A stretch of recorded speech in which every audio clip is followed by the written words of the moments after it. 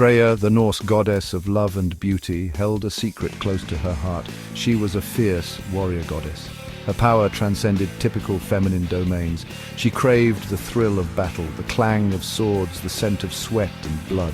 This lust for war was not cruelty, but a yearning for righteous victory. One day a desperate plea reached Freyja's ears. The heavens trembled with the news. The Vanir, gods of nature and fertility, were losing a brutal war against the Aesir, gods of war and wisdom. The fighting raged across Asgard, leaving countless warriors dead on both sides.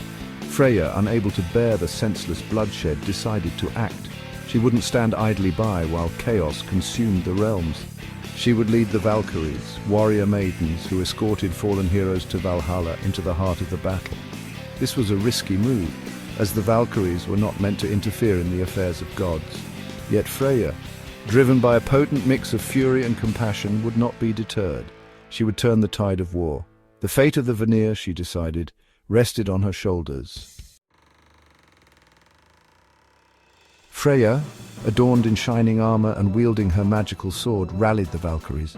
Their eyes, usually filled with somber duty, now gleamed with anticipation and a touch of fear.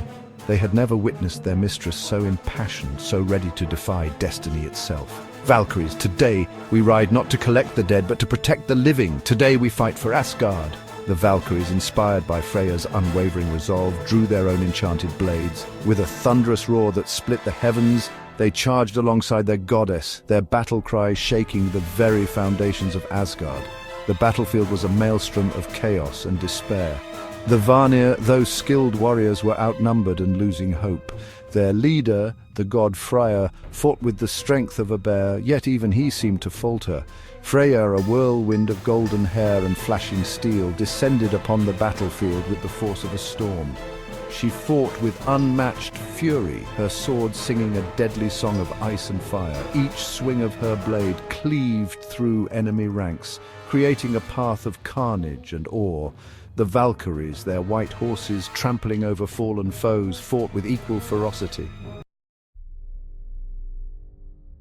Freyja, however, was more than just a warrior. She was a brilliant strategist. She saw the battlefield as a game of chess, a puzzle to be solved with cunning and precision. The Aesir rely on brute force. We will use their strength against them. Freyja ordered her Valkyries to lure a large contingent of Aesir warriors into a narrow canyon. The Aesir, blinded by bloodlust, charged into the trap.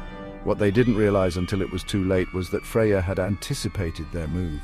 With a wave of her hand, a raging torrent of water poured from the heavens, flooding the canyon and drowning the Aesir soldiers caught within.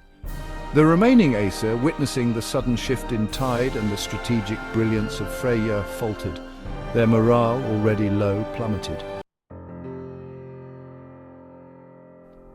Freyja's daring maneuver shifted the balance of power. The Vanir, inspired by her bravery and strategic genius, rallied with newfound ferocity. The tide of the battle turned. The Aesir, demoralized and leaderless, were finally pushed back. Freyja's decision to lead the Valkyries into battle, though unorthodox, had saved the Vanir from certain defeat.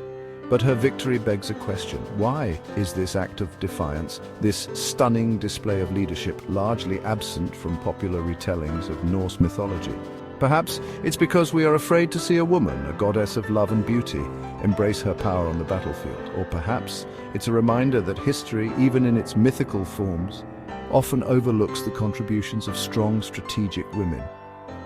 Whatever the reason, Freyja's story deserves to be remembered and celebrated. She embodies the potent truth that within every woman resides a warrior, a leader, a force to be reckoned with.